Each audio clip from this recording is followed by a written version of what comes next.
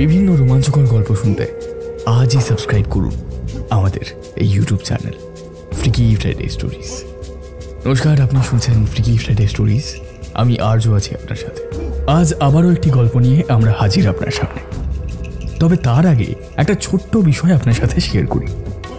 YouTube বলছে আমাদের 70% viewers যারা আমাদের গল্পগুলি শোনেন তারা আমাদের সাবস্ক্রাইব না করেই চলে যান। এমনটা করবেন না প্লিজ। আপনার একটা সাবস্ক্রিপশন আমাদের জন্য অনেকটা মূল্যবান। তাই প্লিজ এই গল্পটি যদি আপনার ভালো লাগে, আমাদের কাজ যদি আপনার ভালো লাগে, তাহলে আমাদের সাবস্ক্রাইব করে তারপরেই যাবেন। আপনি যদি চান তাহলে আমাদের একজন মেম্বার হতে পারেন। কিভাবে হবেন? ওই যে সাবস্ক্রাইব বাটনের পাশে একটা জয়েন বাটন দেখতে পাচ্ছেন, ওই জয়েন বাটনে ক্লিক করলে মাত্র 29 টাকার বিনিময়ে আপনি পেয়ে যেতে পারেন আমাদের বেশ কিছু কন্টেন্টের আর্লি অ্যাক্সেস এবং বেশ কিছু কন্টেন্ট যেগুলো আমরা শুধুমাত্র আমাদের মেম্বারদের জন্যই তৈরি করি। আজ আপনি শুনবেন লেখক সুরজিৎ ঘোষের কলমে বনলতা কটেজ। গল্প পাঠে সায়ন্তন, গল্পের সূত্রধার আমি আর্য। শুনতে থাকুন আমাদের আজকের গল্প সুরজিৎ ঘোষের কলমে বনলতা কটেজ।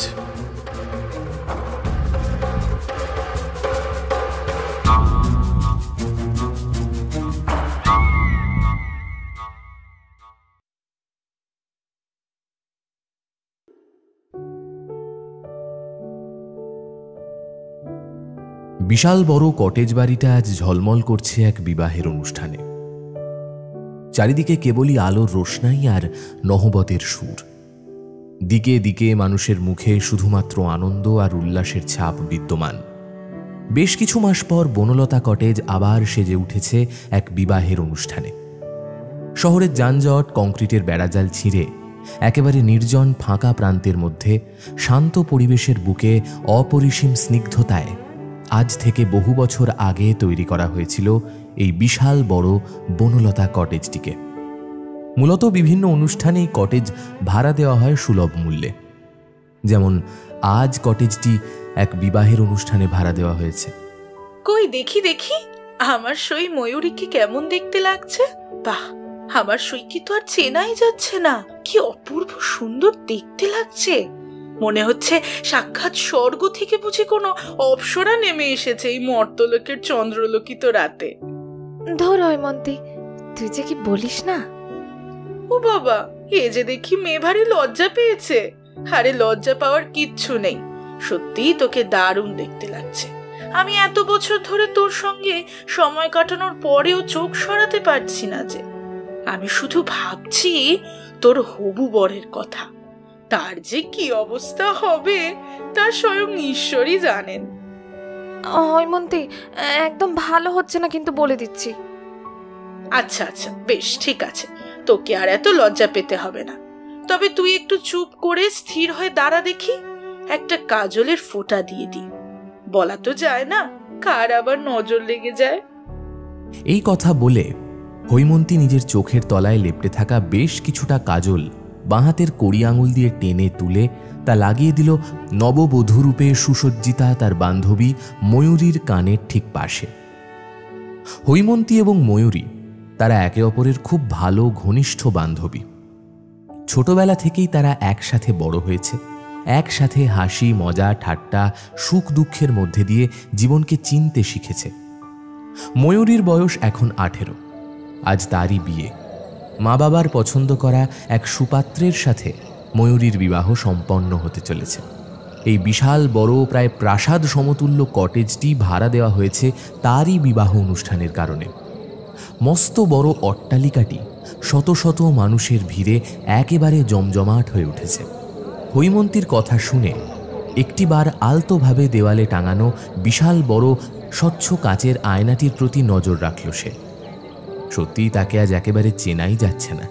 বিয়ের সাজে সাজলে বোধহয় প্রতিটা মেয়েকেই এত সুন্দর দেখতে লাগে। মাথায় তার সোনার মুকুট, কালো কুচকুচে লম্বা কেশরাশি সুবিন্যস্তভাবে ছোট্ট খোপা করে বাঁধা আছে পেছনে। সেই খোপার মধ্যে গোজা আছে এক ঝাঁক সুগন্ধি ফুল। মাথায় টকটকে লাল চেলি, অঙ্গে গাঢ় রঙের দামি বেনারসি শাড়ি, টানা টানা পদ্ম ফুলের পাপড়ির মতো দুই চোখ, চোখের মণি নীলাভ, দুই ভুরুর মাঝখানে লাল টিপ এবং সেই টিপকে ঘিরে আঁকা চন্দনের কলকা যেন ময়ূরীর রূপ শতগুণে বৃদ্ধি করেছে। গলায় তার একাধিক হার এবং কণ্ঠমালা, হাতে মোটা মোটা শাখা পলা, পায়ে তরল আলতা এবং রূপোর সিঞ্জিনি বলয়। কি হলো সই, নিজেই নিজেকে দেখে পুরোপুরি মুগ্ধ হয়ে গেলি তো? আমি বলেছিলাম না তোকে আজ অপূর্ব দেখতে লাগছে। হৈমন্তীর কথায় পুনরায় সম্বিত ফিরে এলো ময়ূরীর। আয়না থেকে মুহূর্তের মধ্যে সে নিজের দৃষ্টি সরিয়ে নিল। বাইরের পূর্ণিমা রাতের মস্ত বড় রূপোর গোল থালার মতো ঝকঝকে চাঁদের চাঁদনি আলো তির্যকভাবে এসে পড়েছে বিশাল বড় জানলার নীল পর্দা ঠেলে ঘরের মেঝের মধ্যে। সেই চাঁদের মোহময়ী চাঁদনি আলোর উজ্জ্বল ছটার সামনে এসে দাঁড়ালো ময়ূরী। এখান থেকে বাইরেটা পুরোপুরি পরিষ্কারভাবে দেখা যায়। বর্তমানে তারা এই বিশাল বড় প্রাসাদ সমতুল্য কটেজের 3 তলার একটি ঘরে রয়েছে। এখান থেকে খুব সুন্দরভাবে সহজেই দৃষ্টিগোচর হচ্ছে বাইরের নৈশ প্রকৃতি। সামনের বিশাল বড় বড় মাথা উঁচু করে দাঁড়িয়ে থাকা পাহাড়গুলো কেমন যেন ঘুমিয়ে পড়েছে গভীর রাতের এই নিস্তব্ধ পরিবেশের মধ্যে। আকাশের দিকে মুখ তুলে তাকাতেই ময়ূরী দেখল চাঁদের চারপাশ ঘিরে রয়েছে কুয়াশার মতন পাতলা কিছু মেঘ। বেশ কিছু নিষ্প্রভ ছোট বড় নানা মাপের নক্ষত্র ইতিউতি তাকিয়েছে মুখ তুলে। মৃদুমন্দ শীতল বাতাস বইছে। বিবাহের সময় প্রায় আগত। আর মাত্র কিছুক্ষণ পরেই শুভ লগ্ন শুরু হয়ে যাবে। এক্ষুনি হয়তো হবু বর ও বরযাত্রীর দল চলে আসবে এবং সেই কারণেই বোধহয় বাইরে সানাইয়ের সুর এত জোরালোভাবে বাজছে। মস্ত বড় সেই জানলার সামনে দাঁড়িয়েছিল 2 বান্ধবী। তাদের দুজনের মন আজ ভীষণ রকমের ভারাক্রান্ত। মুখে একটা হাসি ফুটিয়ে রাখার সবসময় আপ্রাণ চেষ্টা করলেও তারা খুব ভালোভাবেই জানে যে তাদের বুকের মধ্যে ঠিক কি পরিমাণ ঝড় চলছে। ময়ূরীর বুকটা বারবার যেন শূন্য হয়ে যাচ্ছে। যখনই তাকে ভাবতে হচ্ছে তার প্রাণের চেয়ে প্রিয় বান্ধবীকে ছেড়ে তাকে বহু দূর চলে যেতে হবে। বাইরে কিসের শোরগোল শুরু হলো বল দেখি? ময়ূরী, তুই বস, আমি বরং একবার চট করে বাইরেটা দেখে ঘুরে আসি। কথাগুলো বলেই হৈমন্তী এক প্রকার তাড়াহুড়ো করে সেই ঘর থেকে বেরিয়ে যাচ্ছিল। হঠাৎ এমন সময় ময়ূরী তার হাত ধরে বেশ চিন্তিত গলায় বলল, হ্যাঁ রে সই, বাইরে এরকম চিৎকার চেঁচামেচি কেন হচ্ছে রে?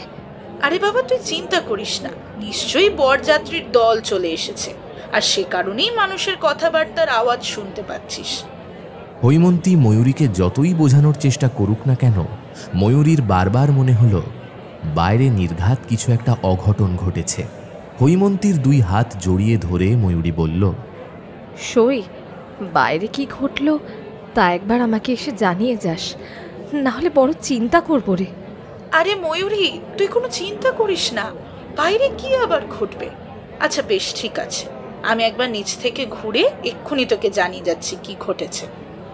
এ কথা বলেই হৈমন্তী তাড়াহুড়ো করে ঘর থেকে বাইরে বেরিয়ে এসে সিঁড়ি বেয়ে নিচে নামতে লাগলো। ময়ূরী ঠায় দাঁড়িয়ে রইল চুপচাপ জানলার সামনে। হঠাৎ করে তার হৃদয়ের মধ্যে কেমন যেন একটা তোলপাড় শুরু হলো। তার মনের মধ্যে ভীষণ রকমের এক কুডাক ডেকে উঠল। এবার তাহলে কি হবে? মেয়েটা কি তবে অবশেষে লগ্নভ্রষ্টা হলো? আরে দাদা, হলো কি বলছেন? বলুন হয়ে গেছে। ঘড়ির দিকে একবার তাকিয়ে দেখেছেন সময়টা কি? সময় কি আর থমকে আছে? কত রাত হয়ে গেল, বিয়ের লগ্ন বয়ে গেছে। ওই মেয়েটা লগ্নভ্রষ্টা হয়েছে। ছি ছি ছি, লগ্নভ্রষ্টা মেয়ে মানে তো সাক্ষাৎ অভিশাপ। এই মেয়ের মুখ দেখাও পাপ। লগ্নভ্রষ্টা মেয়ে মানে তো খুবই খারাপ এক বিষয়। আহারে, এটার মুখটা দেখেও মায়া হয়। কে জানতো আজ তার বিয়ের আসরে এইভাবে বিয়ে ভঙ্গ হয়ে যাবে। আরে মশাই, আমি তো বলবো যা হয়েছে তা খুব ভালোর জন্যই হয়েছে। মেয়েটার এইভাবে একেবারে বিয়ের দিন চরম মুহূর্তে বিয়ে ভেঙে গিয়েছে। উফ, মনে মনে যে আনন্দ হচ্ছে না, তা আপনাকে কি করে বলে বোঝাবো। খুশিতে যেন নাচতে ইচ্ছা করছে।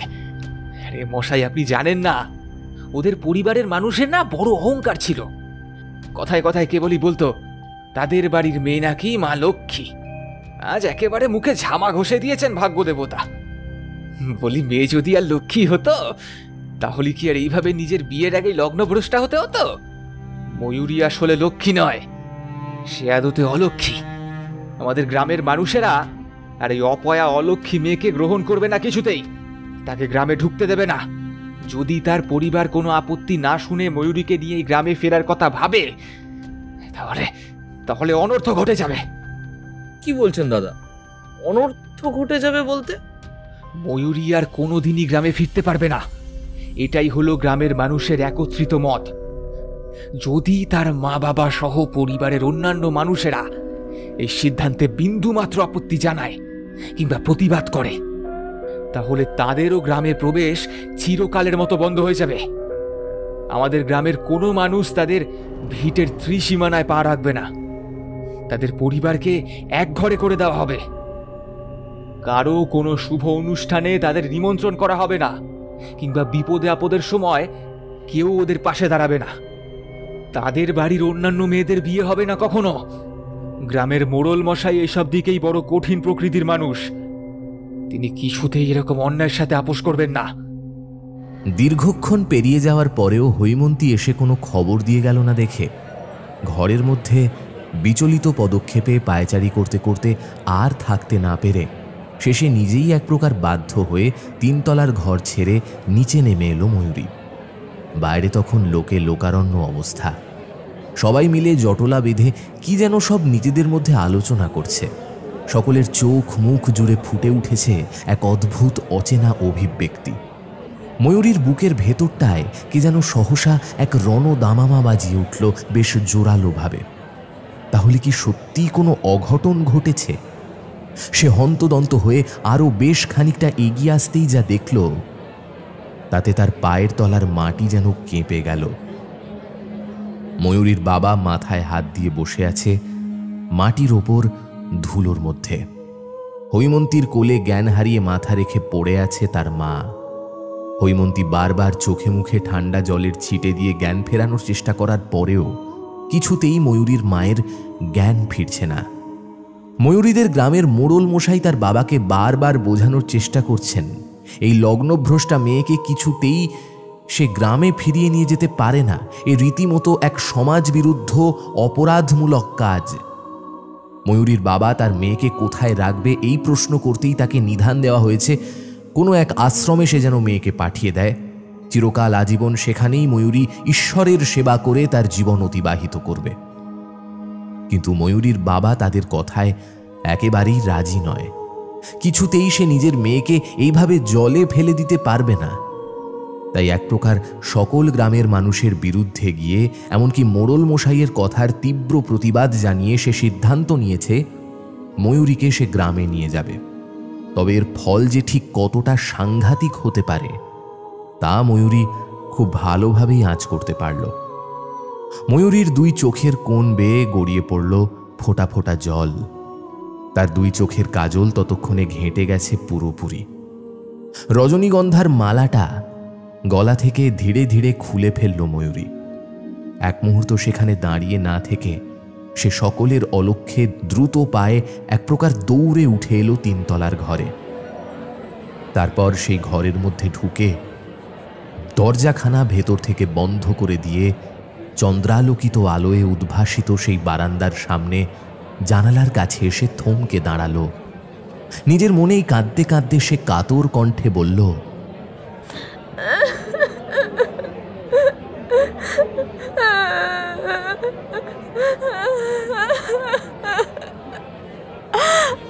আমি জানি বাবা, কিছুতেই তুমি আমাকে আশ্রমে পাঠিয়ে দেবে না।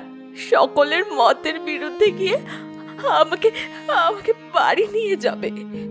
কিন্তু আমি একেবারেই চাই না বাবা, কেবলমাত্র আমার কারণে আমার বাবা মাকে প্রতিটা মানুষের কাছে অপমানিত হতে হোক, আমার জন্য তাদের 1000টা কটু কথা শুনতে হোক। কেবলমাত্র আমার কারণে বাড়ির ছোট ছোট বোনগুলোর বিয়ে হবে না। আমি বড় দিদি হয়ে তা কিছুতেই সহ্য করতে পারবো না। আমি জানি আমাদের এই পোড়া সমাজ একজন লগ্নভ্রষ্টা মেয়েদের কষ্ট বোঝে না বাবা। তাদের তা বোঝার সামান্যতম ক্ষমতা নেই। তারা কেবলমাত্র জানে দোষারোপ করতে। একটা অসহায় নিরীহ মেয়ের কপালে অশুভ অলক্ষ্মী অপয়ার তকমা লাগিয়ে দিতে পারে। তোমরা আমাকে ক্ষমা করো বাবা, আমি কিছুতেই তোমাদের এই দুর্বিষহ জীবনের মধ্যে প্রবেশ করতে দিতে পারি না। কেবলমাত্র আমার কারণে তোমাদের এক ঘরে হয়ে আমি যেতে দেব না। এই সমাজের মানুষ হিংস্র আয়নার মতো তোমাদের ছিঁড়ে ফুঁড়ে খাবে, তাই আমি বিদায় জানালাম। তোমাদের চিরতনের মতো আমি বিদায় জানালাম বাবা।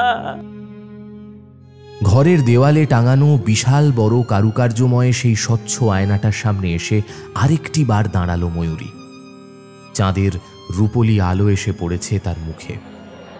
তবে খানিকক্ষণ আগে যাকে সাক্ষাৎ স্বর্গের মতো দেখতে লাগছিল, তাকেই বর্তমানে এখন কোনো এক রূপকথার গল্পের দুয়োরানির মতো দেখতে লাগছে। মাথায় থাকা স্বর্ণের মুকুট খুলে পড়ে গেছে কোথায় যেন। গলার ঝলমল করা কণ্ঠমালা কেমন যেন ফিকে ঠেকছে। রজনীগন্ধা আর জুঁইয়ের মিষ্টি গন্ধ কেমন যেন একটু একটু করে কমতে শুরু করেছে। বাইরের জমাট বাঁধার নহবতের সুর এক লহমায় বন্ধ হয়ে গেছে। ময়ূরী দেখেছে খানিক আগে পর্যন্ত যে সমস্ত পরিবারের আত্মীয় স্বজন, গ্রামের মানুষজন তার নামে ধন্য ধন্য করছিল, তার নানান প্রশংসা করছিল, হঠাৎ সে লগ্নভ্রষ্টা হওয়ায় সেই সমস্ত কিছু উপেক্ষা করে তারাই তাকে দোষী সাব্যস্ত করছে। তার সম্পর্কে একাধিক অপমানজনক কথা বলছে, এমনকি অপমান করছে তার বাবা মা সহ পরিবারের মানুষগুলোকেও। ময়ূরী শুনেছে যার সাথে তার বিয়ের কথা ছিল তার নাকি অনেক দোষ রয়েছে, চরিত্রের বড় সমস্যা, তাই তাদের বিয়েটা আজ ভেঙে গেছে।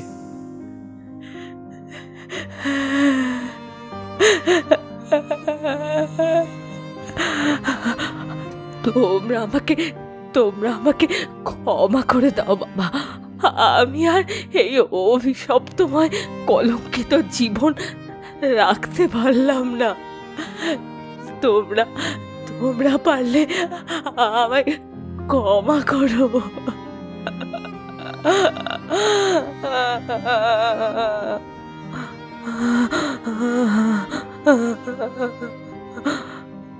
এই কথা বলে ময়ূরী তাকালো ওপরের করিবরগার কাঠের দিকে।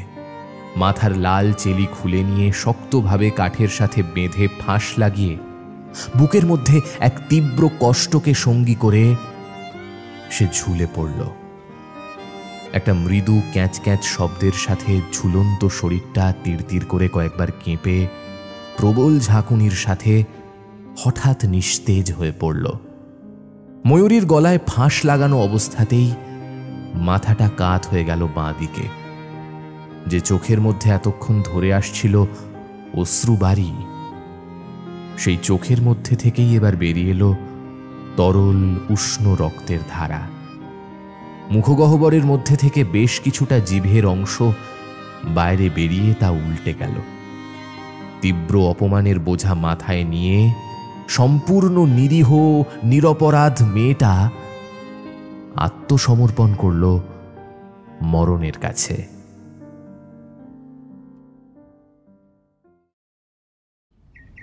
Sir, may I come in? Thank you sir. আরে অজয় যে, এসো এসো, ভেতরে এসো। কংগ্রেচুলেশনস অজয়, আমি অলরেডি গুড নিউজ শুনে নিয়েছি। হ্যাঁ স্যার, ওই আপনার কাছে বেশ কিছুদিনের জন্য ছুটির অ্যাপ্লিকেশন জমা দিতেই এলাম। আচ্ছা, বেশ বেশ, ঠিক আছে অজয়। আমার তরফ থেকে অনেক অনেক আগাম শুভেচ্ছা রইল তোমাদের নতুন জীবনের জন্য। তা অজয়, কাজের খবর কি? মিস্টার সান্যালের প্রজেক্টটা কত দূর এগোলো? হ্যাঁ স্যার, খুব স্মুথলি কাজ এগোচ্ছে। আপনি ঠিক যেই রকমভাবে ডিরেকশন দিয়েছেন, একেবারে ঠিক সেই রকম সুনির্দিষ্ট পথেই কাজ ভাবা হচ্ছে। আপনি কোনো চিন্তা করবেন না স্যার। আপনি পুরোপুরি নিশ্চিন্ত থাকতে পারেন, এতটুকু আশ্বাস আমি আপনাকে দিচ্ছি।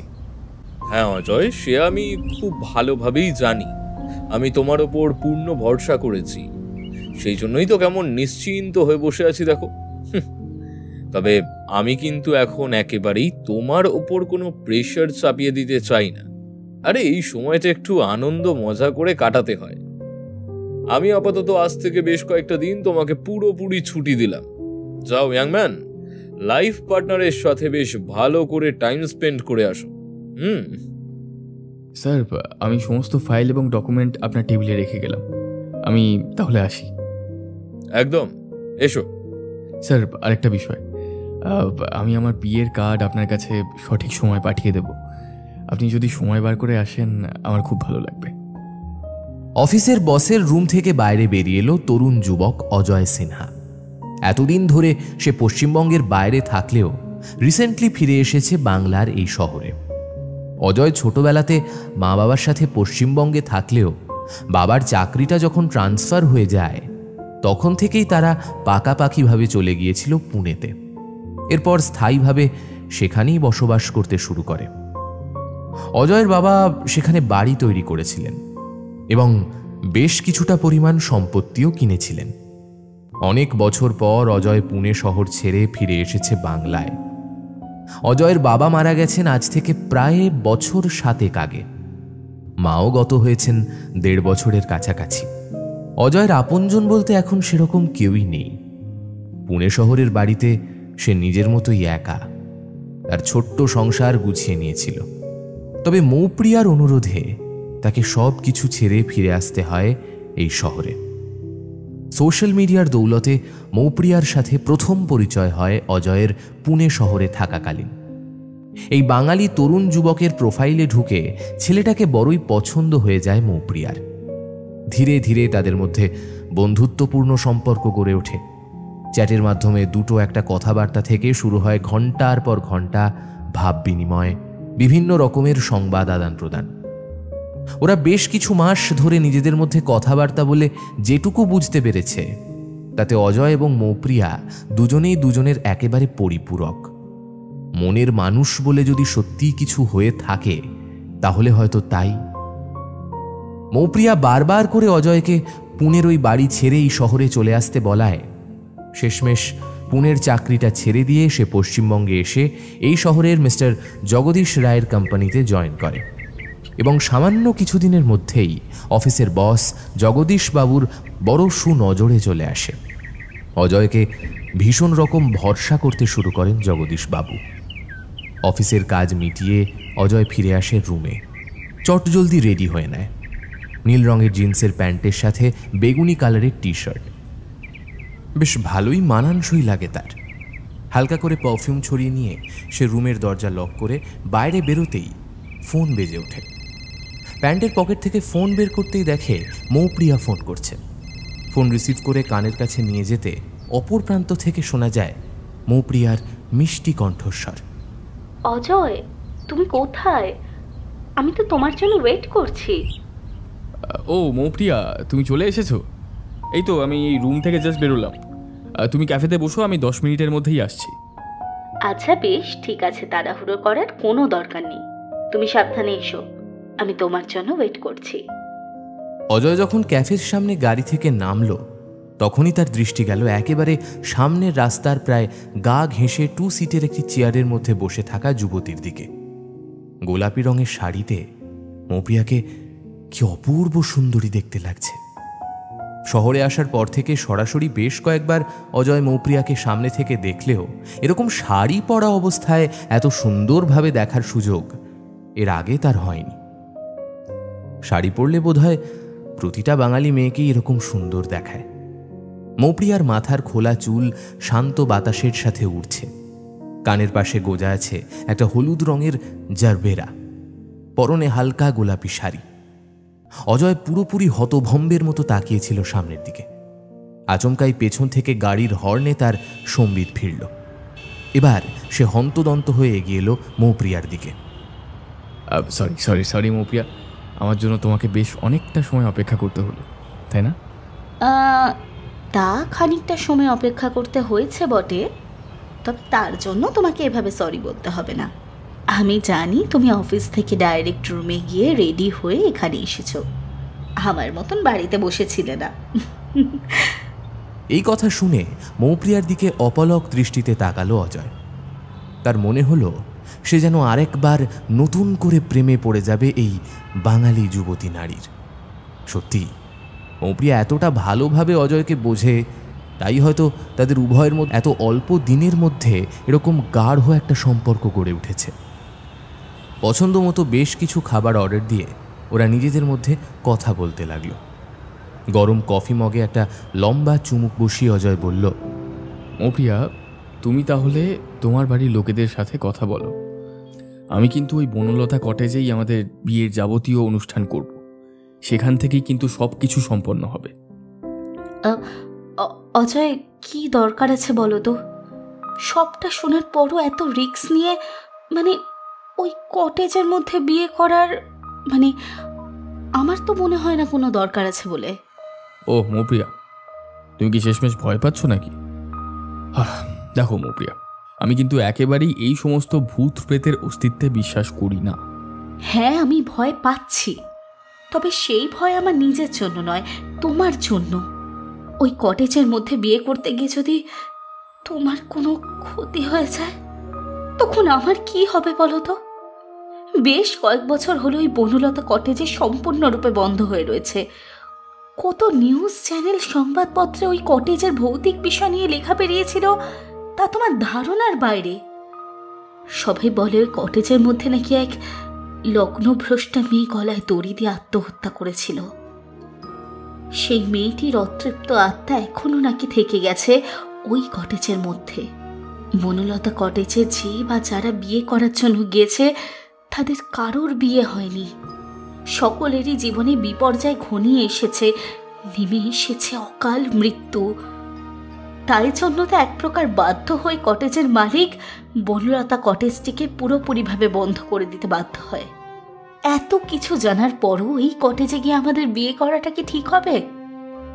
যে সমস্ত নিউজ চ্যানেল কিংবা সংবাদপত্রে এই অশরীরীর কথা প্রকাশিত হয়েছে, তারা কেবলমাত্র নিজেদের টিআরপি বাড়ানোর জন্য, বা বলতে পারো বাজারে এক প্রকার নিজেদের চাহিদা বৃদ্ধির জন্য এই রকম একটা খবর ছড়িয়েছে, যে খবরের কোনো বাস্তবিক যুক্তি নেই। আচ্ছা অজয়, তুমি আমাকে একটা কথা একটু বুঝিয়ে বলো তো। আমাদের এই শহরে এত নামি দামি বিলাসবহুল কটেজ লজ রয়েছে যেখানে আমরা বিয়ে করতেই পারি, তাহলে এই সমস্ত কিছু ছেড়ে ওই পুরনো দিনের মানধাত্তার আমলের পরিত্যক্ত এবং শহর থেকে বাইরে অবস্থানকারী বনলতা কটেজকে কেন তুমি বেছে নিচ্ছ? কারণ আমি বরাবরই এইরকম একটা প্রাচীন বনেদি গোছের জিনিসের প্রতি আকৃষ্ট হই বেশি। শহরে এই সমস্ত ঝাঁ চকচকে জায়গায় যদি আমরা আমাদের বিয়ের অনুষ্ঠানটা করি, তাহলে হয়তো অনেক সুযোগ সুবিধা হবে, কিন্তু বনলতা কটেজের মধ্যে যে ঐতিহাসিক ব্যাপারটা থাকবে না, সেইটা কিন্তু অনুভব করতে পারবো না। বেশ, তোমার ইচ্ছাই আমার ইচ্ছা। তুমি যখন এত করে চাইছো যে বনলতা কটেজে আমাদের বিয়ে হবে, তখন তাই হোক। আমার পরিবারকে রাজি করানোর দায়িত্ব আমার। তুমি তাহলে কটেজটা বিয়ের কয়েকদিনের জন্য পুরোপুরি বুক করো। Thank you Moupriya, thank you so much.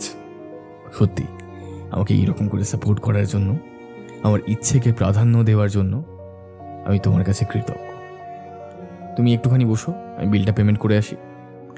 ওই বনলতা কটেজের মালিকের সাথে আমি ইতিমধ্যেই কথা বলে নিয়েছি। এবার পেমেন্ট করে কটেজটা বুক করে নিলেই তোমাকে আমি এক্স্যাক্টলি ডেটটা জানিয়ে দেবো। তুমি তোমার পরিবারকে নিয়ে বনলতায় চলে যেও, আর আমিও আমার এই দিককার সমস্ত কাজ মিটিয়ে ওই কটেজে পৌঁছে যাব ঠিক সময়। বাপি, একেবারেই কোনো কিচ্ছু হচ্ছে না।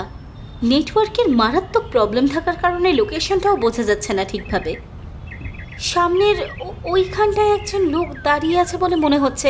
তুমি গাড়িটা একটু স্লো করো তো, আমি বরং একবার জিজ্ঞেস করে নেব। আশা করছি এখানকার স্থানীয় মানুষই, নিশ্চয়ই উনি বনলতা কটেজের ঠিকানাটা আমাদের বলতে পারবেন। হাত ঘড়িটার দিকে একবার তাকিয়ে মৌপ্রিয়া দেখল এখন সময় বিকেল প্রায় 4:30 কাছাকাছি। যদিও এখন সন্ধ্যের গাঢ় অন্ধকার নামবার কথা একেবারেই নয়, কিন্তু তা সত্ত্বেও পরিবেশ জুড়ে কেমন যেন আধার ঘনিয়ে এসেছে। স্বাভাবিক সময়ের বহু পূর্বেই। প্রকৃতির মধ্যে এই অসময়ে অন্ধকার নেমে আসার প্রধান কারণ হল আকাশের ঈশান কোণে চাপ চাপ কালো কুচকুচে মেঘ একটু একটু করে জমাট বাঁধতে আরম্ভ করেছে। মেঘের দিকে চোখ গেলে বুকের ভেতরটা নিজের অজান্তেই কেমন যেন মোচড় দিয়ে ওঠে। মনের মধ্যে ধারণা হয় একটা বিধ্বংসী কালবৈশাখী ঝড়ের সৃষ্টি হবে। আর খানিক পরেই সকালের দিকে অজয় মৌপ্রিয়াকে টেক্সট করে জানিয়ে দেয় সে আজ থেকে সম্পূর্ণরূপে বুক করে নিয়েছে বনলতা কটেজ। তাই মৌপ্রিয়া, তার মা, বাপি এবং আরও কিছু পরিবারের সদস্যদের সাথে রওনা হয়েছে বনলতা কটেজের উদ্দেশ্যে। অজয় সন্ধে নাগাদ সেখানে গিয়ে পৌঁছবে। শহরের সমস্ত কাজকর্ম মিটিয়ে বেশ কিছুদিনের বিরতি নিয়েছে সে।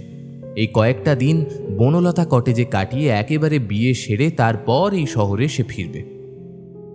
বনলতা কটেজের লোকেশন এতক্ষণ ধরে ফোনে দেখালেও শহর ছেড়ে বেশ অনেকটা বাইরে আসতেই হঠাৎ করে নেটওয়ার্কের মারাত্মক সমস্যা দেখা দিল। গাড়ি কিছুটা স্লো হতেই জানলা দিয়ে মুখ বের করে মৌপ্রিয়া রাস্তার ধারে লাঠি হাতে দাঁড়িয়ে থাকা এক স্থানীয় প্রবীণ বৃদ্ধের উদ্দেশ্যে জিজ্ঞাসা করল, বলছি বনলতা কটেজ আর কত দূর একটু বলতে পারবেন? মৌপ্রিয়া লক্ষ্য করল তার এই প্রশ্ন শোনা মাত্রই বৃদ্ধের মুখমণ্ডল জুড়ে কেমন যেন একটা ভয়ের ছাপ নেমে এলো। বৃদ্ধের সাদা দুই ভুরু কুঁচকে গিয়ে যেন একসাথে মিশে যাওয়ার উপক্রম হলো। বৃদ্ধের দুই চোখের দৃষ্টির মধ্যে বিষাক্ত লকলকে কালকে উঠে সাপের মতো যে জিনিসটা উঁকি মারল তা আতঙ্ক ছাড়া আর কিছু নয়। মৌপ্রিয়ার মুখ থেকে বনলতা কটেজের নাম শুনে বৃদ্ধ যেন তার নিজের বাক শক্তি হারিয়ে ফেলেছিল। এভাবেই বেশ খানিকটা সময় গাড়ির মধ্যে থেকে মুখ বের করা অবস্থায় বসে কোনো উত্তর না পাওয়ায় সে আবার প্রশ্ন করল, কি হলো, চুপ করে রইলেন যে? একটু বলতে পারবেন রাস্তাটা কোন দিকে? মৌপ্রিয়ার প্রশ্নে বৃদ্ধের চোয়াল এবার বেশ কিছুটা কঠিন হয়ে উঠল। সেই বৃদ্ধ থমথমে গলায় উত্তর দেওয়ার বদলে নিজেই একটা প্রশ্ন করে বসল, বনলতা কটেজ, সেই কটেজের ঠিকানা জেনে আপনারা কি করবেন? আপনারা কি সেই কটেজে কোনো অনুষ্ঠানের উদ্দেশ্যে যাচ্ছেন? আগে হ্যাঁ, সেই কটেজটা আমরা বেশ কয়েকটা দিনের জন্য ভাড়া নিয়েছি। সেখানেই আমাদের বিবাহের অনুষ্ঠান অনুষ্ঠিত হবে। আপনি যদি দয়া করে কটেজটার ঠিকানা বলেন তাহলে সত্যি উপকৃত হই। মৌপ্রিয়ার কথা শুনে সেই বৃদ্ধ একটি শুকনো ঢোক গিলল। তার মুখমণ্ডল জুড়ে আকাশের বুকে জমে থাকা মেঘের মতন বুঝি আরও বেশি পরিমাণ ভয় ঘনিয়ে এলো। সাপের মতো হিস হিসে কণ্ঠস্বরে সে বলল, খবরদার ওই কটেজে যাবেন না। আপনাদের ভালোর জন্য বলছি, যদি নিজেদের ক্ষতি না চান তাহলে কটেজে একেবারেই যাবেন না। ওই কটেজে কোনো শুভ অনুষ্ঠান হয় না। ওই কটেজ সম্পূর্ণরূপে অভিশপ্ত। মৌপিয়ার বুকটা ধড়াস করে লাফিয়ে উঠল। সে বুঝতে পারল যে এই বৃদ্ধের ভাবগতিক বিশেষ সুবিধের নয়। বৃদ্ধ হয়তো এখনই ওই লগ্নভ্রষ্টা মেয়েটির বিষয়ে একগাদা কথা বলতে আরম্ভ করবে। গাড়িতে মা বাপি বসে রয়েছে, তাদের সামনে এই লোকটি যদি আবার নতুন করে ওই সমস্ত কথা বলতে শুরু করে তাহলে তা বড় চাপের বিষয় হয়ে যাবে। এমনিতেই মৌপ্রিয়া এক প্রকার কষ্ট করেই পরিবারের মানুষগুলোকে রাজি করিয়েছে ওই কটেজ থেকে তার বিবাহ দেওয়ার জন্য। তাই কিছুতেই আবার নতুন করে পরিবারের মানুষগুলোকে ভয় পাইয়ে দিলে চলবে না। মৌপ্রিয়া সেই বৃদ্ধের কথা এক প্রকার জোর করে থামিয়ে দিয়ে বিরক্ত মিশ্রিত কণ্ঠে খানিকটা উঁচু গলায় বলল, আহা, আপনাকে যে প্রশ্নটুকু করা হলো আপনি শুধু সেই প্রশ্নের উত্তরটুকুই দিন, ব্যাস, তাহলেই হবে। আপনি কি বনলতা কটেজের ঠিকানাটা জানেন? মৌপ্রিয়ার কথা এবং তার এরকম ব্যবহারে বৃদ্ধ এবার বেশ খানিকটা অপমানিত বোধ করল বোধহয়। সে আর বনলতা কটেজের বিষয়ে কোনো কিছুই বলল না, শুধুমাত্র বলল সেই কটেজের ঠিকানাখানা। আপনারা প্রায় কটেজের কাছাকাছি এসে উপস্থিত হয়েছে। আর বেশি দূরের রাস্তা নয়, গাড়িতে গেলে 10 কি 15 মিনিট মতো লাগবে। সোজা গিয়ে ডান দিকে যে রাস্তাটা ভেঙেছে সেই রাস্তা ধরে গেলেই আপনারা কটেজ দেখতে পেয়ে যাবেন। আচ্ছা বেশ, অনেক ধন্যবাদ। আমাকে ধন্যবাদ দেওয়ার কিছু নেই। ঈশ্বরের কাছে প্রার্থনা করি তিনি আপনাদের মঙ্গল করুন, সকল বিপদ থেকে নিস্তার ঘটান। মৌপ্রিয়ার বাপি পুনরায় গাড়ি চালাতে আরম্ভ করল। রাঙামাটির রাস্তায় ধুলো উড়িয়ে দ্রুত বেগে এগিয়ে চলল গাড়িটা সামনের দিকে। বৃদ্ধের বলে দেওয়া ঠিকানা অনুযায়ী ঠিক 12 মিনিট পর ওরা এসে উপস্থিত হলো একটা বিশাল বড় কটেজের একেবারে সামনে। প্রায় প্রাসাদ সমতুল্য একটা বাড়ি। বাড়িটাকে একবার দেখলে খুব সহজেই অনুমান করে নেওয়া যায় যে বর্তমানে এই অট্টালিকাটিকে প্রায় শতাব্দী প্রাচীন এক অট্টালিকা বলা যায় অনায়াসে। আগেকার দিনের রাজবাড়ি কিংবা জমিদার বাড়ির আদলে তৈরি করা হয়েছিল এই বনলতা কটেজ। মাথার ওপর বিশাল বড় উঁচু সিংহদ্বার, বড় বড় স্তম্ভ, করিবর্গার কাঠ, চওড়া সিঁড়ি, সিঁড়ির দুপাশে দুদিকে স্বাগত জানানোর ভঙ্গিতে দণ্ডায়মান দুটি পরী বিদ্যমান।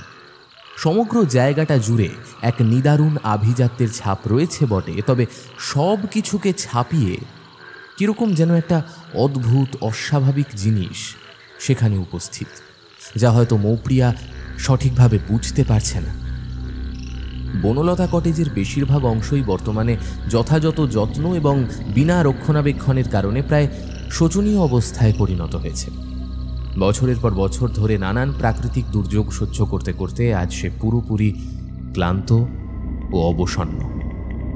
কটেজের চারপাশ জুড়ে গজিয়ে উঠেছে নানান প্রজাতির নানান রকমের ছোট বড় বিভিন্ন মাপের গুল্ম, লতাপাতা ও আগাছার ঝোপ।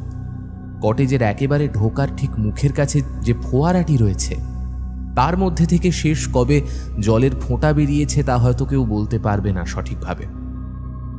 কোনো এক যুগে যেই শ্বেতপাথরের পরি দুটো তাদের সেই শুভ্র রূপ নিয়ে এই কটেজের সৌন্দর্য শতগুণ বৃদ্ধি করেছিল, আজ তারাই নিজেদের রূপ, রস, সৌন্দর্য হারিয়ে সাক্ষাৎ ডাইনির মতন দাঁড়িয়ে আছে কেবল।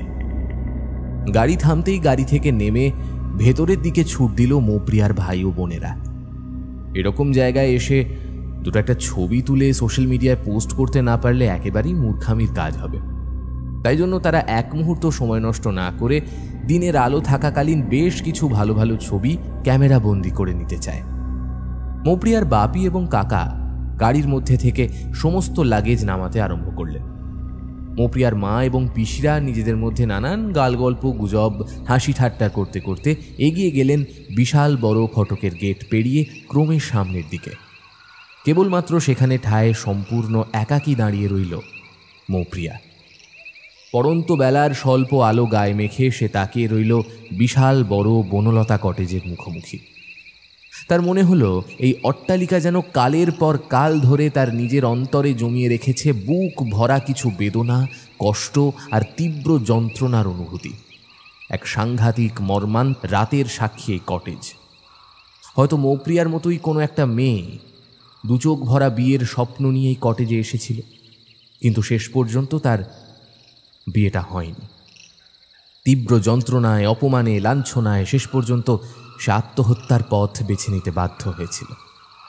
সে নিরীহ অসহায় মেয়েটার দুচোখ ভরে দেখার স্বপ্ন হয়েই থেকে গিয়েছিল চিরকালের জন্য।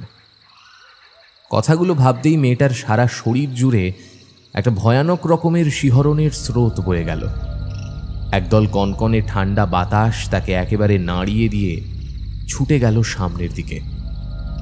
মৌপ্রিয়ার মনে হলো তার ঘাড়ের কাছে অদৃশ্যকে যেন নিঃশ্বাস ফেলল। তবে সেই নিঃশ্বাস মোটেও কোনো সাধারণ নিঃশ্বাস নয়। একেবারে হাড়ে কাঁপুনি ধরানো কনকনে ঠান্ডা সেই নিঃশ্বাস খানিকটা শৈত্যপ্রবাহের মতো। চমকে উঠে চকিতে পিছন ফিরে তাকানোর পরেও মৌপ্রিয়া কাউকেই দেখতে পেল না। তার বুকটা কেমন যেন ধরাস করে লাফিয়ে উঠল। ঠিক এমন সময় ওর মা ভেতর থেকে ওকে নাম ধরে ডাকায় ও এক প্রকার চিৎকার করে বলল, যাচ্ছি মা। বাইরের এই আসন্ন সন্ধ্যার সময় এরকম একাকী দাঁড়িয়ে থাকা একেবারেই উচিত কাজ হচ্ছে না। এ কথা বুঝে মৌপ্রিয়া হনহনিয়ে এগিয়ে গেল সামনের দিকে। আর ঠিক এমন সময় সে বুঝতে পারল আসলে অদ্ভুত জিনিসটা ঠিক কি। এতক্ষণ ধরে গাড়ির মধ্যে থাকলেও সে পরিষ্কার শুনতে পেয়েছে বাইরের প্রকৃতি জুড়ে বিভিন্ন পশু পাখির চিৎকার, আওয়াজ। এরকম গ্রাম্য পরিবেশে মূলত বিভিন্ন পাখপাখালি সহ নানান কীটপতঙ্গের আওয়াজে পরিবেশ মুখরিত হয়ে ওঠে এই সাঁঝের সময়। অথচ এই জায়গাটা যেন সমস্ত প্রকৃতির যাবতীয় নিয়মকে ওলট পালট করে দিয়েছে। সমগ্র তল্লাট অস্বাভাবিক রকমের নিস্তব্ধ। নিস্তব্ধতার মাত্রা এতটাই মাত্রাতিরিক্ত বেশি যে কোথাও যদি সামান্য একটা সূচও পড়ে তাহলে সে আওয়াজও বোধহয় ঝনঝন করে উঠবে। বিষয়টা ভাবতেই মৌপ্রিয়ার শরীরে কাঁটা দিয়ে উঠল। তার চলার গতি আরও বেড়ে এক প্রকার দৌড়ের রূপ নিল। তবে ঠিক কটেজের ভেতরে ঢোকার মুখে বাতাসের সাথে ভর করে ছুটে এলো একটা ভ্যাপসা গন্ধ। মৌপ্রিয়ার মনে হলো গুল্ম লতাপাতার ঝোপটার ঠিক পাশে কে যেন একটা দাঁড়িয়ে তাকে দেখছে। মৌপ্রিয়া সেদিকে তাকাতে কাউকে দেখতে পেল না। ওখানে দণ্ডায়মান একটা কালো ছায়ামূর্তির মতো যেন একটা কিছু বাতাসের সাথে মিলিয়ে গেল চোখের পলক পড়ার সাথে সাথে।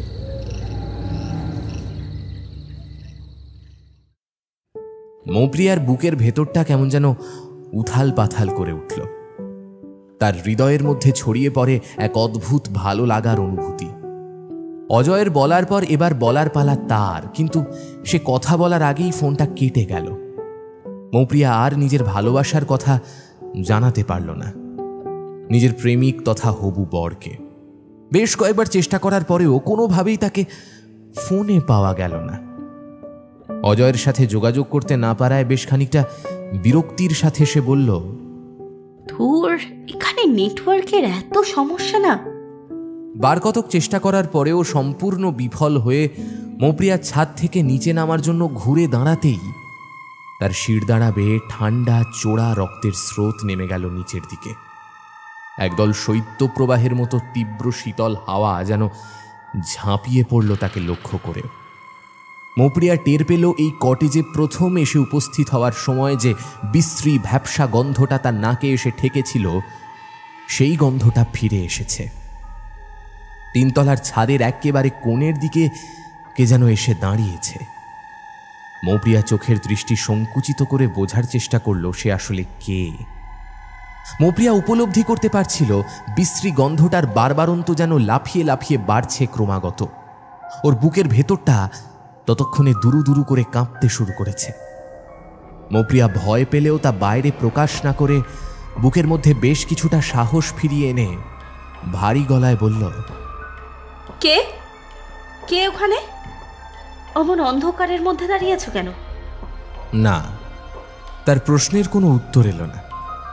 দীর্ঘক্ষণ অন্ধকারে দাঁড়িয়ে থাকার কারণে মৌপ্রিয়া এবার পরিষ্কার দেখতে পেল সেই ছায়া মানবীর বাহ্যিক রূপ, আর তাতেই তার ভয়ের মাত্রাটা এক ধাক্কায় যেন 1000 গুণ বেড়ে গেল।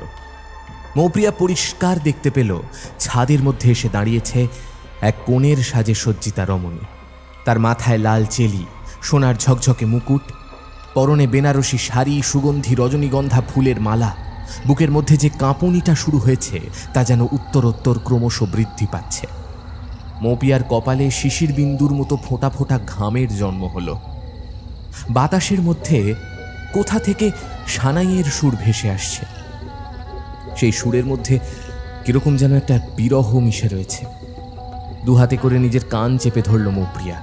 এই অভিশপ্ত সানাইয়ের সুর সে আর শুনতে পাচ্ছে না। তার মাথার মধ্যে সবকিছু কেমন যেন তালগোল পাকিয়ে যাচ্ছে। মৌপ্রিয়া বুঝতে পেরেছে এই সেই অশরীরী রমণী যে লগ্নভ্রষ্টা হয়ে কটেজের মধ্যে গলায় দড়ি দিয়ে আত্মহত্যা করে মারা গিয়েছিল। তাহলে সত্যি কি মানুষের মধ্যে সেই জনশ্রুতি প্রচলিত রয়েছে? তা মিথ্যে নয়, সত্যি আজ ওই কটেজ ওই রমণীর অতৃপ্ত আত্মা রয়ে গেছে। নিজের মনে এই সমস্ত কিছু ভাবতে ভাবতে অত্যন্ত ব্যস্ত ছিল মৌপ্রিয়া। ঠিক এমন সময় তার ভাবনার সমস্ত জাল ছিন্ন বিচ্ছিন্ন করে জমাট বাঁধা অন্ধকারের বুকে দাঁড়িয়ে থাকা সেই অশরীরী যেন বহু দূর থেকে অতীতের কবর খুঁড়ে বলে উঠল, এই কটেজে কোনো বিয়ে হয় না, হতে পারে না। আমার বিয়ে অসমাপ্ত থেকে গিয়েছিল, তাই এখানে আমি কোনো বিয়েই সমাপ্ত হতে দেব না। এক মুহূর্ত দাঁড়িয়ে না থেকে ঊর্ধ্বশ্বাসে প্রবল উত্তেজনায় হিতাহিত জ্ঞান শূন্য হয়ে পাগলের মতো বেশ কিছু সিঁড়ি বাদ রেখে পা ফেলে নিচে নেমে এলো মৌপ্রিয়া।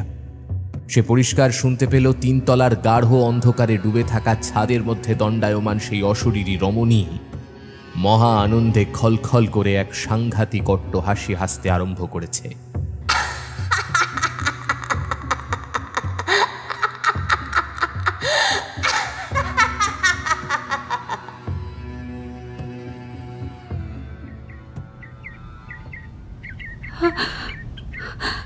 তুমি আমার কথা বিশ্বাস করো অজয়, আমি নিজের চোখে দেখেছি, নিজের কানে শুনেছি, সত্যি এই বনলতা কটেজের মধ্যে এখনো আজও এত বছর পরও এই মৃত মহিলার অতৃপ্ত আত্মা রয়ে গিয়েছে। এখানকার মানুষ যা বলে তারা এক বর্ণ মিথ্যে নয়। কাগজে, নিউজ চ্যানেলের রিপোর্টাররা যা সমস্ত ইনফরমেশন দিয়েছে তা সম্পূর্ণরূপে সত্যি। এই সমস্ত কিছুর প্রমাণ গতকাল রাত্রে আমি নিজে হাতে নাতে পেয়েছি। পরদিন সকাল হতেই অজয় এসে উপস্থিত হলো বনলতা কটেজে। অজয়কে দেখা মাত্রই এক প্রকার দৌড়ে বাইরে বেরিয়ে এসে মৌপ্রিয়া তাকে জানালো গতকাল রাতের সেই অতিলৌকিক ঘটনার কথা। সমস্ত কিছু শুনে অজয় ভীষণ রকম অবাক হয়ে বলল, এই দাঁড়াও, এই সমস্ত তুমি কি বলছো মৌপ্রিয়া? না না না না না, আমার মনে হয় তুমি নিশ্চয়ই হ্যালিউসিনেট করছো। দেখো, এমনিতেই এই কটেজের বিষয় তুমি এর আগে অনেক কিছু শুনেছো, তার উপরে আবার রাতের বেলায় তুমি একা ছাদে উঠেছিলে, কিন্তু তুমি যেগুলো বলছো সেগুলো বাস্তবে সম্ভব নয়। না না অজয়, আমি কখনোই এটা মেনে নিতে পারবো না যে সবটা আমার মনের ভুল। কারণ আমি যা দেখেছি তা নিজের চোখে দেখেছি, যা শুনেছি তা নিজের কানে শুনেছি। কাল সারা রাত আমি দু চোখের পাতা এক করতে পারিনি। আমি তোমাকে বারবার বলেছিলাম, কিন্তু তুমি আমার কোনো কথা শুনলে না। এখানে বিয়েটা করার সিদ্ধান্ত নিলে। তুমি ভাবতে পারছো অজয়, এই সমস্ত কথা যদি মা বাবা শোনে তাহলে কি অবস্থা হবে? সব থেকে বড় কথা, সে যদি তোমার কিংবা আমার কোনো ক্ষতি করে দেয় তখন? আচ্ছা আচ্ছা আচ্ছা আচ্ছা, তুমি শান্ত হও মৌপ্রিয়া। এত বেশি উত্তেজিত হয়ে পড়ো না, তোমার শরীর খারাপ করবে। আমি তোমাকে কথা দিচ্ছি, আমাদের কিচ্ছু হবে না। আমি নিজেকে সম্পূর্ণ সুরক্ষিত রাখবো এবং নিজের পাশাপাশি তোমাকেও আগলে রাখবো। তোমার গায়ে একটাও আঁচড় আমি লাগতে দেব না। দুপুরে বেশ জমিয়ে খাওয়া দাওয়া করে একটা লম্বা ঘুম দিচ্ছিল অজয়। আচমকা একটা শব্দ কানে এসে ঠেকতেই ঘুমের রেশ একটু একটু করে পাতলা হয়ে তা কেটে গেল। বিছানার মধ্যে শুয়ে থাকা অবস্থায় আড়ষ্ঠভাবে চোখের পাতা খুলে সে বাইরের জানলা দিয়ে দেখল বিকেলের আলো প্রায় ফুরিয়ে এসেছে। সন্ধ্যের অন্ধকার নামছে সমগ্র চরাচর জুড়ে।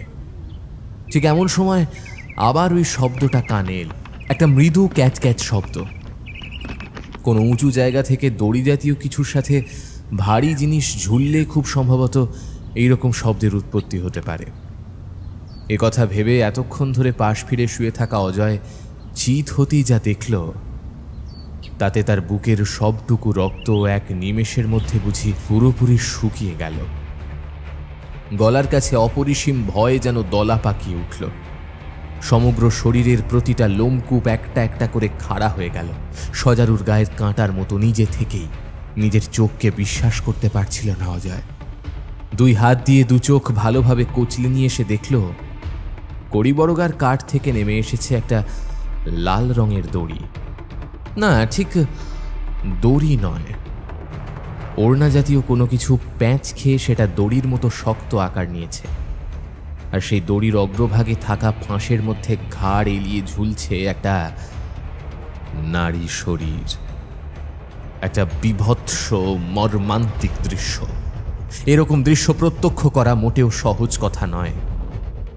ঝুলন্ত অবস্থায় থাকা বিয়ের সাজে সজ্জিতা সেই রমণীর ওরকম অস্বাভাবিক ঘাড় হেলানো দেহ দেখে বোঝা যায় সে আসলে মৃত। কারণ কোনো সুস্থ সবল জীবিত মানুষের ঘাড় কখনোই এভাবে উল্টো দিকে বেঁকে যেতে পারে না। একমাত্র তা সম্ভব যদি ঘাড়ের হাড় ভেঙে যায় তাহলেই। রমণীর গলার মধ্যে থাকা সাদা ধবধবে রজনীগন্ধা ফুলের মালা থেকে ক্রমশ ছড়িয়ে পড়ছে এক অতি সুন্দর মিষ্টি মন মাতানো গন্ধ। মৃদুমন্দ হাওয়ায় দড়ির সাথে ঝুলতে থাকা শরীরটা হালকা হালকা দুলছে, আর সেই কারণেই এমন ক্যাঁচ ক্যাঁচ শব্দের সৃষ্টি হচ্ছে। তবে যে বিষয়টা সবচেয়ে ভীতিপ্রদ তা হলো ওই মৃত রমণীর দুই চোখ সম্পূর্ণ মণিবিহীন। ধবধবে সাদা দুটো চোখ যেন একভাবে তাকিয়ে রয়েছে অজয়ের শায়িত দেহটার দিকে।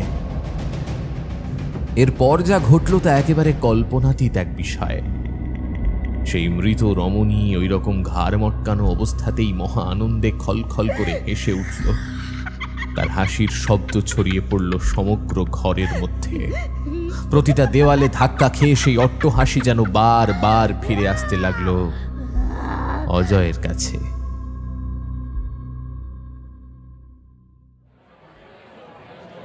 বিবাহের অন্য সকল কাজ সম্পন্ন, এবার শুধু সিঁদুর দানের পালা। বিয়ের আসরে পুরোহিত মশাই সিঁদুর কৌটো এগিয়ে দিলেন অজয়ের দিকে। অজয় সেটা হাতে নিয়ে তাকালো পাশে বসে থাকা মৌপ্রিয়ার দিকে। মাঝে কেটে গেছে বেশ কয়েকটা দিন। এই কয়েকদিনে মৌপ্রিয়া এবং অজয় নানানভাবে নানান সময় সেই অশরীরী রমণীর দেখা পেয়েছে, তবে তারা ভয় পেয়ে বনলতা কটেজ ছেড়ে অন্য কোথাও চলে যায়নি। তারা একে অপরকে এতটাই ভালোবাসে যে কেউ অন্য কারো সামান্যতম ক্ষতি হতে দেয়নি।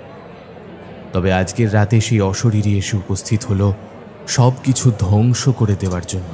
চারিদিক জুড়ে ঝলমল করতে থাকা উজ্জ্বল বিজলি বাতির আলোগুলো এক নিমেষে দপদপ করে কেঁপে পরপর তা কেমন যেন নিভে এলো। এক অদ্ভুত অন্ধকার নেমে এলো সমগ্র বনলতা কটেজ জুড়ে। বিয়ের আসরে ঠিক মুখোমুখি এসে উপস্থিত হলো বহু বছর আগের মৃত লগ্নভ্রষ্টা রমণীর আত্মা। অজয় ততক্ষণে শুভ লগ্নে মৌপ্রিয়ার মাথার সিঁথি পুরোপুরিভাবে রাঙিয়ে দিয়েছে সিঁদুরে। এবার সে লগ্নভ্রষ্টা রমণীর আত্মার উদ্দেশ্যে বলল, দিদি, তুমি তুমি আমাকে চিনতে পারলে না? অজয় ওই অশরীরীকে দিদি বলে সম্বোধন করায় সেই স্থানে উপস্থিত প্রতিটা মানুষ যেমন ভীষণ রকমের চমকিত হলো, ঠিক তেমনি একইভাবে অশরীরী রমণীর মুখমণ্ডল জুড়েও ফুটে উঠল গভীর বিস্ময়। মৌপ্রিয়া অজয়ের উদ্দেশ্যে প্রশ্ন করল, এসব তুমি কি বলছো অজয়? এই মহিলা তোমার দিদি? মানে কিভাবে? এসব তুমি কি বলছো অজয়?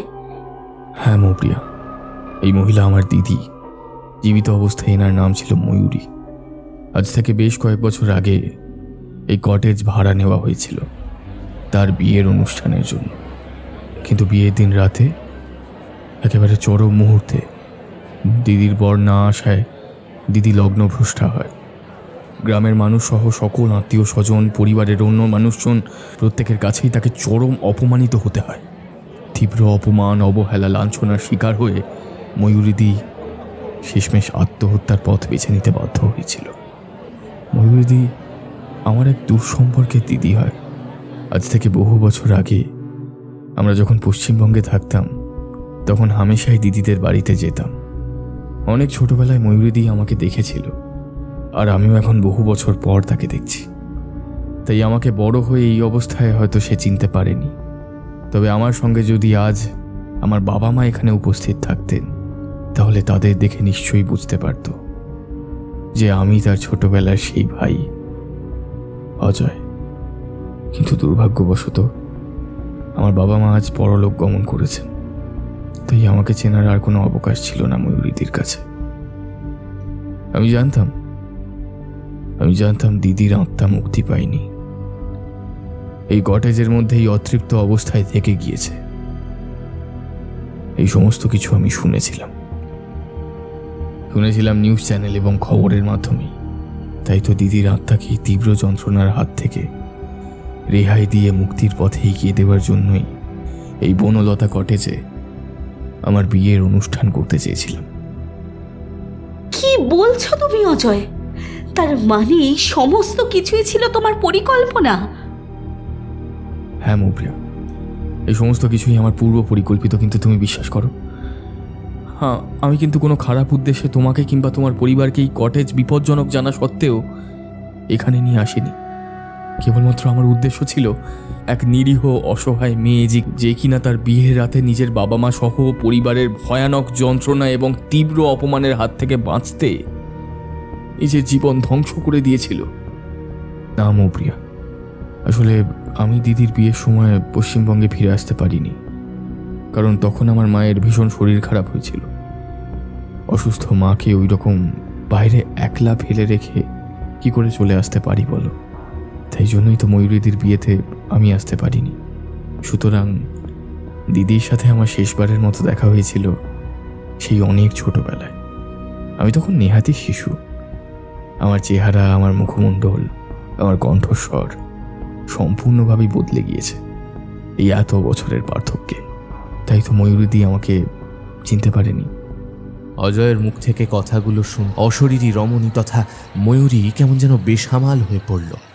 সে কল্পনাও করতে পারেনি যে ছেলেটার ক্ষতি করার চেষ্টা সে করেছে, যার বিয়ে ভেঙে দেওয়ার জন্য মরিয়া হয়ে উঠেছে, ও আদতে তার এক সময়ের সবচেয়ে প্রিয় কাছের ভাই অজয়। অজয়ের সাথে কাটানো হাজারো স্মৃতির কথা এক এক করে মনে পড়ে যেতে লাগলো ময়ূরীর। সে বিনা বাক্যব্যয় পাথরের মূর্তির মতন কেবলমাত্র দাঁড়িয়ে রইল বহু দূরে। দিদি, দিদি, তুমি কোনো চিন্তা করো না। তোমার সাথে যেই পুরুষটি চরম অন্যায় করেছিল, যে ইচ্ছাকৃতভাবে বিয়ের দিন রাতে না এসে তোমাকে লগ্নভ্রষ্টা করেছিল, বর্তমানে সে নিজেই তার যাবতীয় কৃতকর্মের জন্য উপযুক্ত শাস্তি পাচ্ছে। আমি নিজের হাতে ওকে শাস্তি দিয়েছি। তোমার সাথে হওয়া অন্যায়ের বদলা নিয়েছি আমি। আমার অফিসের বস জগদীশ রায় বাবু বর্তমানে পুলিশের হেফাজতে রয়েছেন। আমি মাত্র এই কয়েক মাসের মধ্যেই নানান রকম কাজকর্মের মাধ্যমে অভাবনীয় সফলতা দেখিয়ে তার মন জয় করে নিয়েছিলাম। বসের অনেকটা কাছাকাছি চলে যেতে পেরেছিলাম আমি। তার নানান কুকীর্তি জানতে পারি। তিনি সমাজের কাছে ভালো মানুষের মুখোশ পরে থাকলেও আদতে তিনি ছিলেন একজন শয়তান। ওই জগদীশ রায় অন্তরালে থেকে অনেক অসৎ উপায় রোজগার এবং বেআইনিভাবে কাজকর্ম করে চলেছিলেন বছরের পর বছর ধরে। একটু একটু একটু করে তার বিরুদ্ধে সমস্ত প্রমাণ সংগ্রহ করে আমি সেই সমস্ত কিছু পুলিশের হাতে তুলে দিতে না দিতেই জগদীশ বাবু গ্রেপ্তার হয়েছেন। ওই জগদীশ বসুর সাথেই আজ থেকে বেশ কয়েক বছর আগে বিয়ে হওয়ার কথা ছিল এই ময়ূরী দিদির। কেবলমাত্র ওই দুশ্চরিত্র শয়তান লোকটার কারণে আমার দিদির জীবন একেবারে তছনছ হয়ে যায়। আমার এই শহরে আসার পেছনে একটাই প্রধান কারণ ছিল ওই জগদীশ রায়ের অফিসে জয়েন করা। আমি আগে থেকেই খোঁজ খবর নিয়ে জেনেছিলাম তিনি মোটেও ভালো মানুষ নন। তাই প্রথম থেকেই আমার টার্গেট ছিল তার সমস্ত কুকীর্তি জনসমক্ষে টেনে আনা। দিদিভাই, তুমি এবার মুক্তি পাও এই অশরীরী বিদেহী দশার মধ্যে। অজয়ের মুখ থেকে কথাগুলো শুনে এবং সমস্ত কিছু জেনে অশরীরী ময়ূরীর দুই চোখ থেকে জল গড়িয়ে এলো। মৃত্যুর সময় ঠিক যেরকমভাবে অপরিসীম যন্ত্রণায় রক্ত নেমে এসেছিল চোখের অক্ষিকোটর থেকে, ঠিক তেমনি একইভাবে সীমাহীন আনন্দে তার দুই চোখ দিয়ে অশ্রু গড়িয়ে নামল। সত্যিই আজ ময়ূরীর বড় আনন্দের দিন। যে মানুষটার জন্য তার জীবনে অকালে ইতি টানতে হয়েছিল, আজ সেই মানুষটা শাস্তি পেয়েছে। এর থেকে বড় খুশির কথা আর কিছুই হতে পারে না তার কাছে। আজ আর তার মনের মধ্যে বিন্দুমাত্র কোনো হিংসা, কষ্ট, যন্ত্রণা, বিদ্বেষ কিচ্ছু নেই। রয়েছে কেবলমাত্র বুক ভরা শান্তি আর স্বস্তি। ময়ূরীর আত্মা দুই হাত জড়ো করে অজয়ের উদ্দেশ্যে বলল, আমাকে আমাকে ক্ষমা করে দে ভাই। আমি কোনো কিছু না বুঝেই তোর এবং তোর স্ত্রীর ওপর অনেক অনেক অত্যাচার করেছি। তোদের তোদের ভয় দেখিয়েছি, তোদের বিপদ ঘটানোর চেষ্টা করেছি। সত্যি এরকম করাটা আমার একেবারে উচিত হয়নি, একেবারে উচিত হয়নি। কিন্তু কিন্তু কি করবো বল? আমি রাগে পুরোপুরি অন্ধ হয়ে গিয়েছিলাম। তাই তো এই কটেজে আসা সমস্ত মানুষদের ভয় পাইয়ে এখান থেকে তাড়িয়ে দিয়েছি দিনের পর দিন। তবে আর এরকম কিছু ঘটবে না। এবার আমি মুক্তি পাবো। আমার মুক্তির সময় আসন্ন। তোদের ভালো হোক, তোদের দাম্পত্য জীবন সুখের হোক, শান্তির হোক, এবং এভাবেই তোরা একে অপরকে ভালোবাসায় চিরকাল আগলে রাখ। এই কামনাই করি। অশরীরী ময়ূরী দিদির আত্মা এবার ধীরে ধীরে সূক্ষ্ম সূক্ষ্ম কালো কণায় চূর্ণ বিচূর্ণ হয়ে একেবারে মিলিয়ে গেল। রাতের কালো অন্ধকারের সাথে। বনলতা কটেজ আজ সম্পূর্ণরূপে অভিশাপ মুক্ত হল। সে আবার তার নিজের স্বাভাবিকতা ফিরে পেল। আসলে কি জানো মৌপ্রিয়া, আমাদের এই পুরুষতান্ত্রিক সমাজ ব্যবস্থা পুরুষদের কোনো অন্যায়, কোনো খারাপ দিক চোখে দেখতেই পায় না।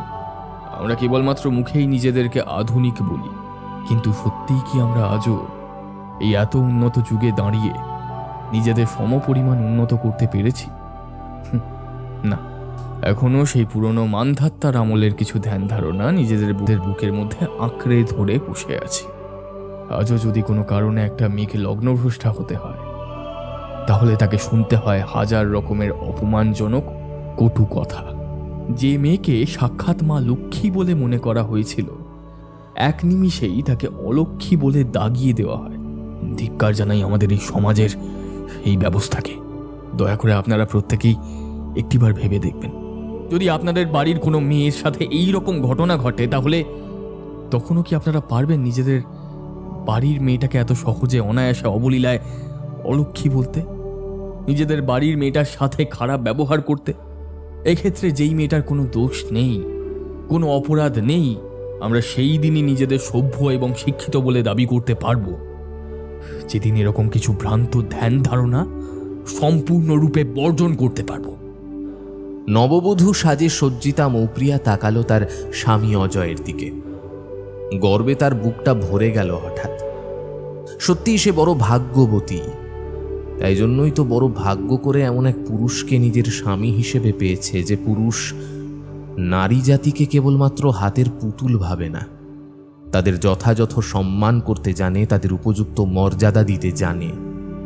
আজ বহুদিন পর আবার পুনরায় বনলতা কটেজে বেজে উঠল বিয়ের সানাই। চারিদিকে সেই সানাইয়ের সুর ভেসে যেতে লাগলো। মঙ্গলময় শঙ্খধ্বনি আর উলুধ্বনিতে ভরে উঠল দিক বিদিক।